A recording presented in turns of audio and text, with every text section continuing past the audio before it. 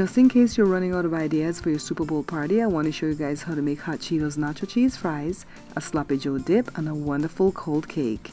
Welcome to the Bear Pantry Show. If you're looking for authentic Belizean recipes, then you're in the right place. My name is Barbara and this is Cooking Made Simple. So I have some potatoes here that are washed and I'm just filling this big pot with water. I'm going to set the potatoes to parboil for about 30 minutes. So right now we're doing the fries or the wedges, alright? So 30 minutes later, let me get my serving fork because I'm going to stick it in.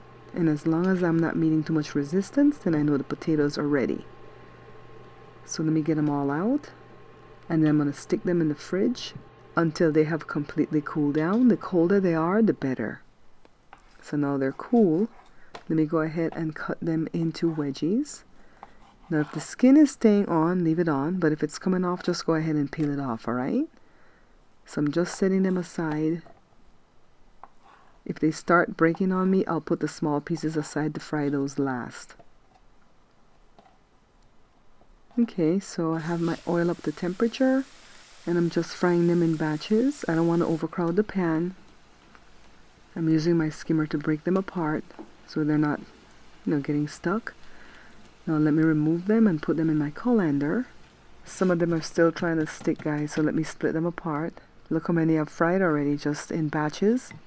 Now this is the nacho cheese that we're using, just some dip from a jar. And I'm going to heat that up in the microwave, but meanwhile, let's take care of the hot Cheetos. Let me taste one first. Grab my blender cup. I'm just going to go ahead and fill the blender cup with the chips. And we're going to blend this, alright? I'm not going to use the whole bag.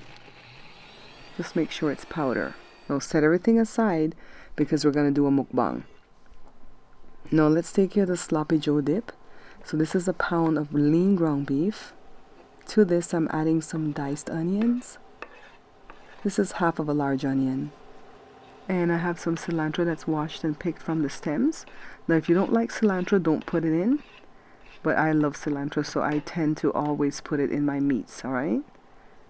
So now this is some onion powder, about a half a teaspoon. About a half a teaspoon of garlic powder. You can put more if you like, but I tend to go lighter with the spices. This is a quarter of a teaspoon of cayenne because that's all I had left. 1 teaspoon of salt. This is some sea salt. And a teaspoon of black pepper. Now I'm going to use this flat spatula here to just go ahead and break up the meat. I'm using my little electric induction unit here today. This is about a tablespoon of all-purpose flour that I'm adding. And I'm just going to keep working it around with this spatula because I want to break up the meat into small pieces. I'm going to cook it like this until the meat becomes brown.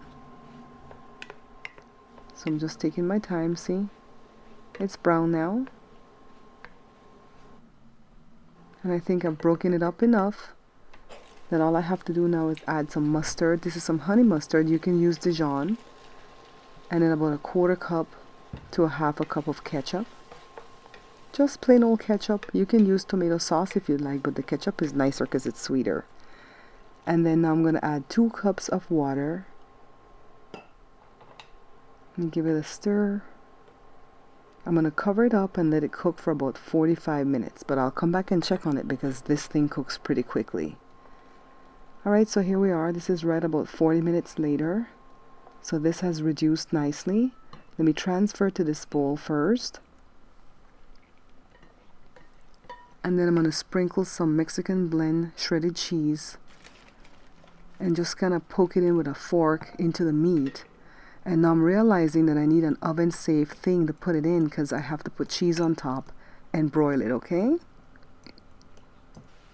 So I found a beautiful thing that my cousin Shelley gave me a while back. She brought it all the way from Mexico.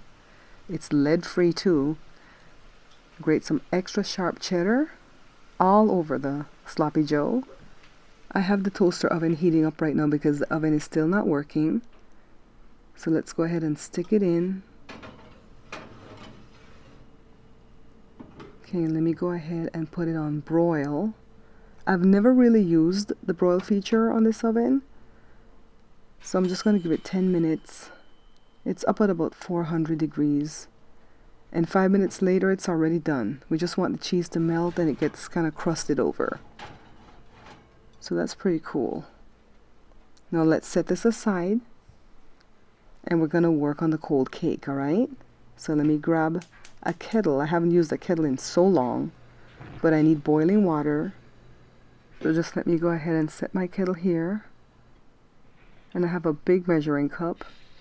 Now I'm putting 2 cups of hot boiling water into my measuring cup. Okay, let's see. Let me show you guys right at 2 cups.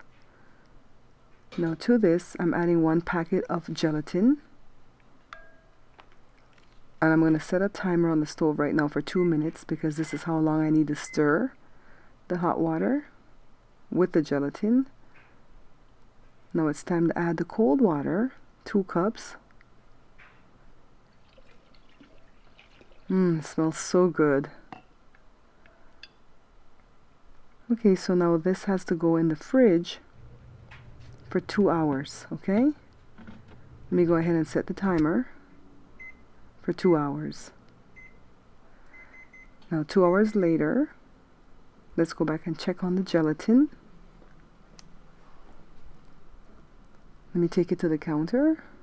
Yeah, see? It's kind of semi-set, but not quite. This is what we need. So now we're going to use fruit cocktail, sliced peaches. We're going to need evaporated milk, condensed milk, and media crema. Alright.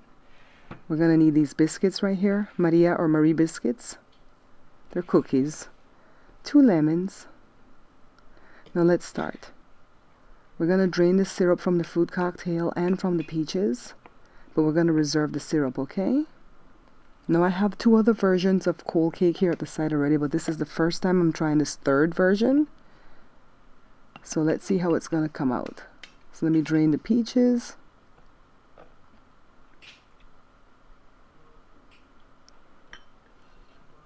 Okay.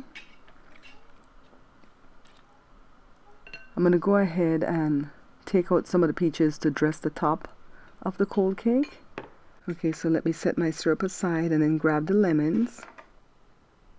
Let me roll them and cut. I hate squeezing citrus. I would normally give this job to Joe or Jada, but they're not here right now, so I'm all alone. And I'm cooking everything on the one day, okay?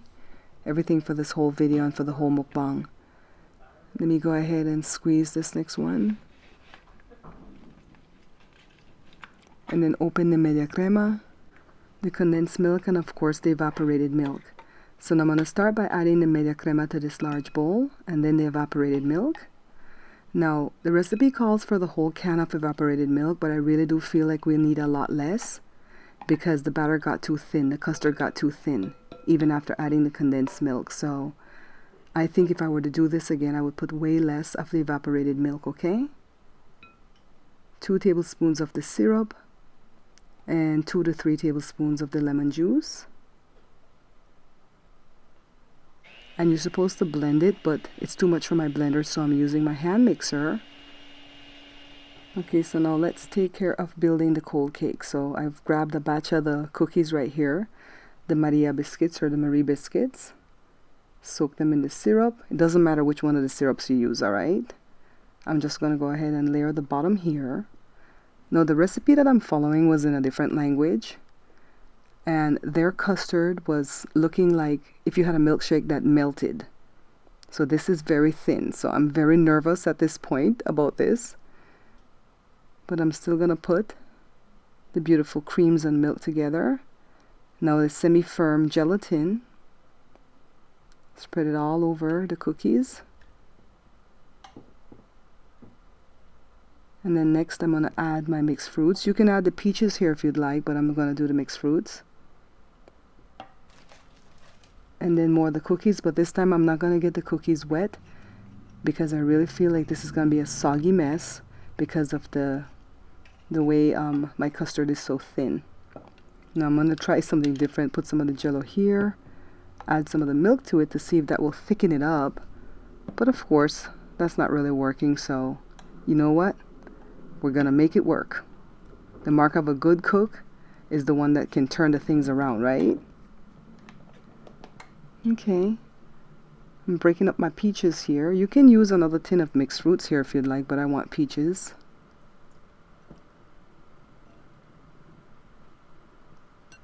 And then the cookies again, but I did not get the cookies wet because I don't want this cake to be a soggy mess.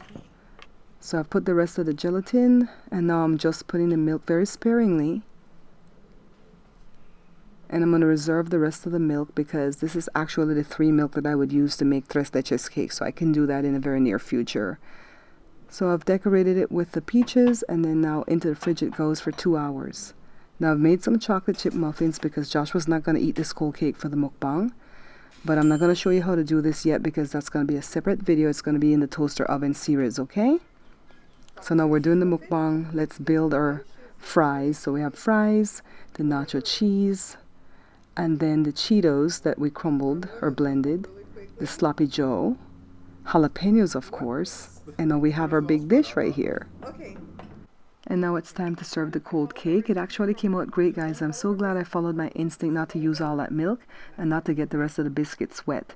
Joshua's enjoying his chocolate chip muffin and ice cream, and I hope that you guys stay safe this Super Bowl 2020.